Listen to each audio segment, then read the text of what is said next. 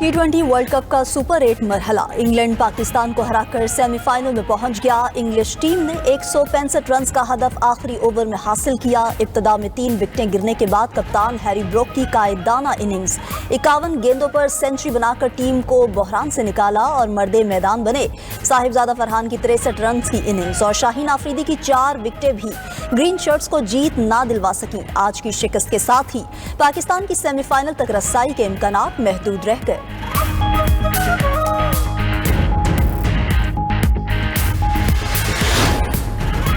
पहले बैटिंग का फैसला ठीक था। इब्तदा अच्छी रही मगर टारगेट कुछ कम रहा। बॉलर्स ने अच्छी बॉलिंग की मगर हैरी ब्रोक की इनिंग्स ने मैच बदला। कप्तान सलमान अली आगा की पोस्ट मैच गुफ्तगू।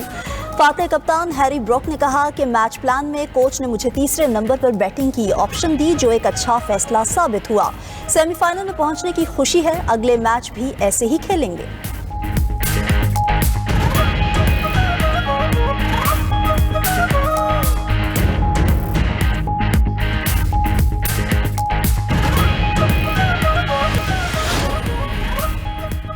पाकिस्तान और कतर तिजारत और दिफाई ताउन मजीद मजबूत बनाने पर मुत्तफिक। वज़ीर आज़म शहबाज शरीफ से कतरी नायब वज़ीर आज़म और वज़ीर मुमलिकत दिफाई अमूर की मुलाकात।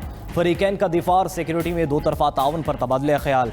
खित्ते में अमन इस्तेहकाम के फ़रोग और कशीदगी में कमी पर जोर दिया।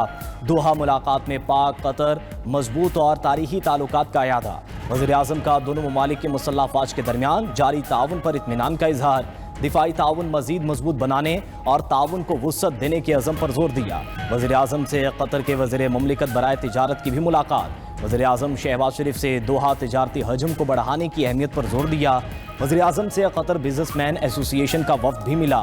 वज़ीर आज़म की आज अमीर कतर शेख तमीम बिन हमद अल सानी से भी मुलाकात शेड्यूल।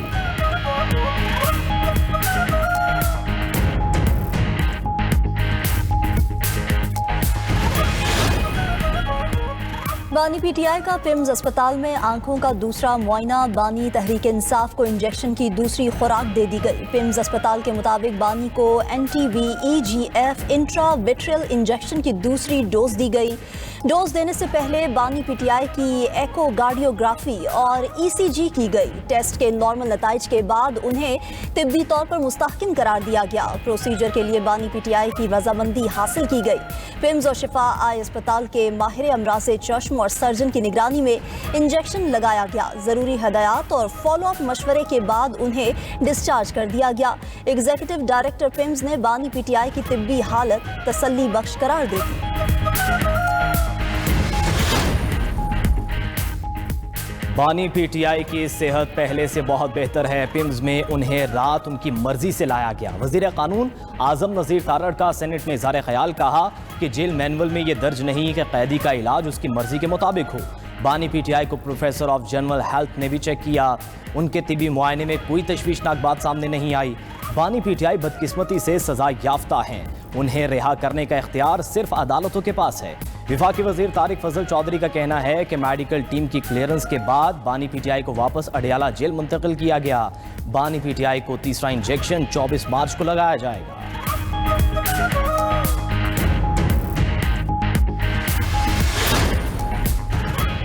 बानी के मुआयने की पेशगी इत्तला नहीं दी गई। अस्पताल में प्रोसेस मुकम्मल होने के बाद मुझे बताया गया। चेयरमैन पीटीआई बैरिस्टर गौहर की मीडिया से गुफ्तगू बोले कि हमारा मुतालबा था ज़ाती मौलज और फैमिली को रसाई दी जाए। बानी की सेहत पर उनके अहले खाना का मुतमईन होना ज़रूरी है। जेल मैनुअल के मुताबिक बानी की मर्जी का इलाज कराया जाए। बानी का इलाज शिफा अस्पताल में फैमिली और ज़ाती मौलजीन की मौजूदगी में हो। अली मोहम्मद खान बोले कि रात के अंधेरे में साबिक वज़ीर आज़म को लाया और ले जाया गया। हमारा मुतालबा है बानी को जाती डॉक्टर्स तक रसाई दी जाए।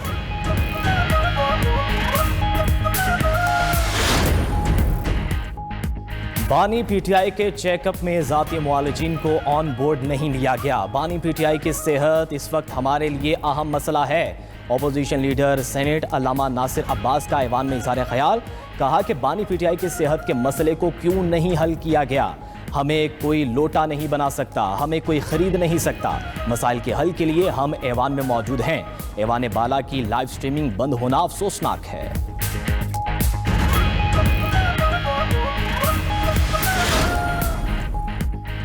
सेनेट में मोदी और नेतन्याहू के मुमकिन इत्तेहाद के खिलाफ मुतफिका करारदाद मंजूर। सेनेट का मुसलमानों के खिलाफ किसी भी इत्तेहाद की सख्त मुखालिफत का ऐलान। सेनेट में इसराइली वज़ीर-ए-आज़म नेतन्याहू के बयान पर शदीद रद्द-ए-अमल। गजा में जंगबंदी मुआहदे की खिलाफ वर्जी और इसराइली बयानात पर शदीद तशवीश का इजहार। इसराइली क़यादत का इलाक़ाई इत्तेहाद बनाने का बयान मुस्लिम उम्मा की वहदत के खिलाफ है।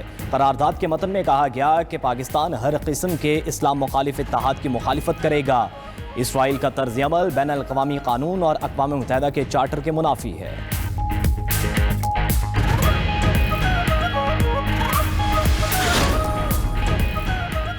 वज़ीर-ए-आला पंजाब की अवाम से गिरां फरोशों का बाइकआउट करने की अपील। मरियम नवाज की ज़ेर सदारत खुसूसी इजलास। अशिया फ़रोनोश की कीमतों का जायज़ा लिया गया।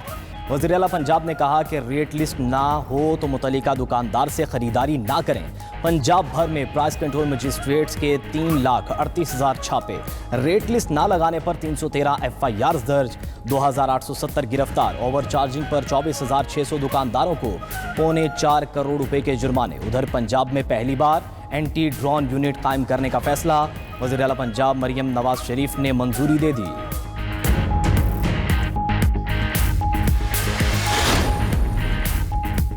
नवाज शरीफ की कामयाबी के हक में इलेक्शन ट्राइब्यूनल का फैसला challenge. Doctor Yasmeen Rashid election tribunal के फैसले के खिलाफ सुप्रीम कोर्ट पहुंच गईं। 30 दिसंबर के फैसले के खिलाफ सुप्रीम कोर्ट में दरख्वास्त दायर। मौक़िफ़ अपनाया कि इलेक्शन ट्राइब्यूनल ने तकनीकी बुनियाद पर दरख्वास्त खारिज की। इलेक्शन ट्राइब्यूनल ने हक़ाइक़ और कानून का दुरुस्त जायजा नहीं लिया।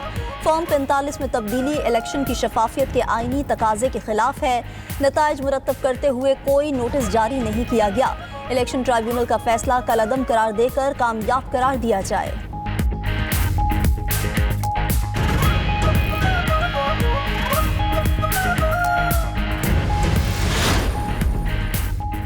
बानी PTI की 7 और बुशरा बीबी की 2 मुकदमात में जमानत मंजूर। इस्लामाबाद की मुकामी अदालत में जमानत की दरखास्तों पर समाअत।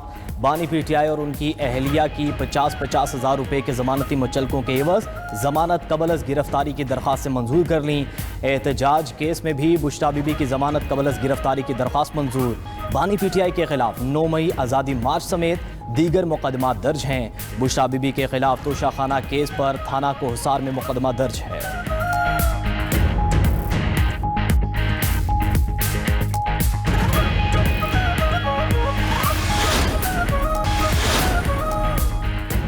बानी PTI से फैमिली और वकला को मुलाकात की इजाज़त ना मिल सकी। अलीमा खान, नौरीन नियाजी और उज़मा खान अडियाला से वापस चली गईं। बुशरा बीबी की भाभी से मुलाकात हुई।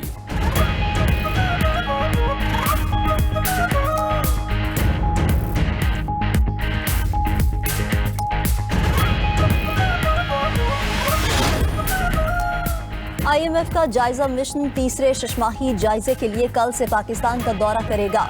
हुक्काम वजारत खजाना के मुताबिक पहले मरहले में कराची और दूसरे मरहले में इस्लामाबाद में मुज़ाकरात होंगे। माली साल के पहले 6 माह की मौशी कारकर्दगी का जायजा लिया जाएगा। आइंदा माली साल के बजट के बुनियादी खदोखाल, सूबाई और मजमूई मालियाती फ्रेमवर्क पर बात होगी। टैक्स रेवेन्यू के सिवा IMF के ज़्यादा अहदाफ पूरे किए जा चुके हैं। IMF से टैक्स हदफ में मजीद कमी की दरख्वास्त ज़ेर गौर है। सालाना टैक्स हदफ में मजीद कमी की तजवीज़ और सुपर टैक्स से इजाफी आमदन का इम्कान।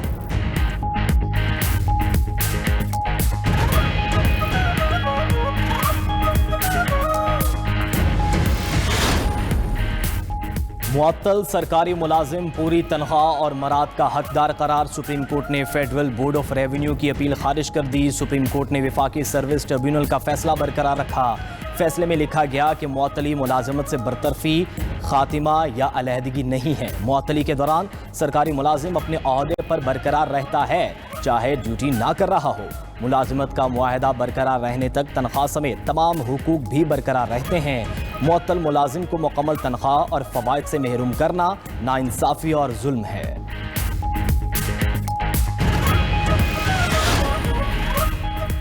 वज़ीर ख़जाना मोहम्मद औरंगज़ेब की ज़ेर सदारत ECC का इजलास। पास्को स्टॉक से 5 लाख मैट्रिक टन गंदम फरोख्त करने की मंजूरी दे दी। पास्को की गंदम मुसाबकती बोली के जरिए फरोख्त की जाएगी। मकामी गंदम की कीमत 4,150 रुपये और दरामदी गंदम की कीमत 3,800 रुपये फी मन मुकर्रर। रमज़ानुल मुबारक में 92 न्यूज़ की खुसूसी इफ्तार ट्रांसमिशन। रहमत रमज़ान में छठे रोज़े का उन्वान माँ की अज़मत व शान था। प्रोफेसर मोहम्मद सईद अहमद खान और डॉक्टर अंजुम ताहिर की मौजू पर सैर हासिल गुफ्तगू। डॉक्टर अफाफ मंजूर और अमरीन अस्करी बतौर मेहमान शरीक हुए। मोहम्मद रेहान रूफ़ी और हम नवाओं ने नाते रसूल मकबूल सल्लल्लाहु अलैहि वसल्लम पेश की। शेफ़ मुनीरा किरण ने मज़े मज़े के पकवान तैयार किए।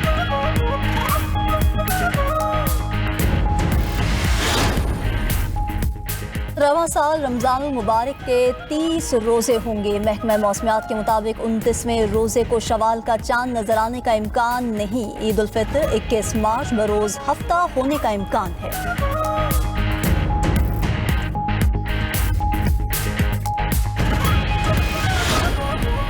और रिटर्न रोड पर रेस्टोरेंट में वारदात करने वाले तीनों डाकू मुबैना पुलिस मुकाबले में हलाक। पुलिस के मुताबिक तीनों डाकू सीसीडी सिविल लाइंस के साथ मुकाबले में करोल घाटी करीब मारे गए। मफरूर मुलजिमों को साहिवाल और नारवाल से गिरफ्तार किया गया था। मुलजिम नईम अंधेरी ने जेल से निकलने के बाद गैंग बना रखा था।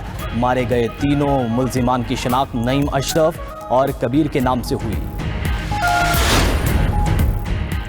ईरान और चीन के दरमियान एंटीशिप क्रूज मिसाइल मुआहदा जल्द तय पाने का इम्कान। गैर मुल्की मीडिया के मुताबिक ईरान चीन से CM-302 एंटीशिप क्रूज मिसाइल्स खरीदने के करीब है। सुपरसोनिक मिसाइल्स तकरीबन 290 किलोमीटर रेंज रखते हैं। ये मिसाइल समंदरी दिफाई निज़ाम से बचने के लिए तेज़ और कम ऊंचाई पर उड़ते हैं। चीनी मिसाइल अमरीकी बहरी अफवाज के लिए खतरा पैदा कर सकते हैं।